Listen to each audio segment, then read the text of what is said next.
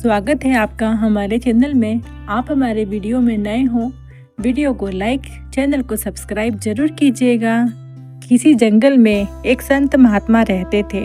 सन्यासियों वाली वेशभूषा थी और बातों में सदाचार का भाव चेहरे पर इतना तेज था कि कोई भी इंसान उनसे प्रभावित हुए नहीं रह सकता था। एक बार जंगल में शहर का एक व्यक्ति आया और वो जब महात्मा की झोपड़ी से होकर गुजरा तो देखा बहुत से लोग महात्मा जी के दर्शन करने आए हुए थे। वो महात्मा जी के पास गया और बोला कि आप अमीर भी नहीं हैं, आपके महंगे कपड़े भी नहीं हैं, आपको देखकर बिल्कुल प्रभावित नहीं हुआ हूँ मैं, फिर ये इतने सारे लोग आपके दर्शन करने क्यों आते हैं? महात्मा जी ने उस व्यक्ति को अपनी एक अंगूठी उतार के दी और कहा कि आप इसे बाजार में बेचकर आए और इसके बदले एक सोने की माला लेकर आना।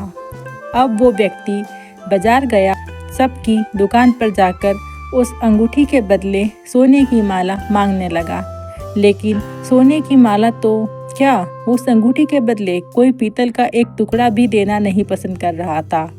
थक हार के व्यक्ति वापस महात्मा जी के पास पहुंचा और बोला कि इस अंगूठी की तो कोई कीमत ही नहीं है। महात्मा जी मुस्कुराए और बोले कि अब इस अंगूठी को पीछे वाले एक गली में सुनार की दुकान पर ले जाओ। व्यक्ति जब सुनार की दुकान पर गया तो सुनार ने एक माला नहीं बल्कि 5 माला अंगूठी के बदले देने को कहा। व्यक्ति बड़ा हैरान हुआ कि इस मामूली सी अंगूठी के बदले कोई पीतल की माला देने को तैयार नहीं हुआ, लेकिन ये सुनार कैसे 5 सोने की माला दे रहा है। व्यक्ति वापस महात्मा जी के पास गया, उनको सारी बातें बताई। महात्मा जी बोले कि चीजें जैसी ऊपर से दिखती है अंदर से वैसी नहीं होती।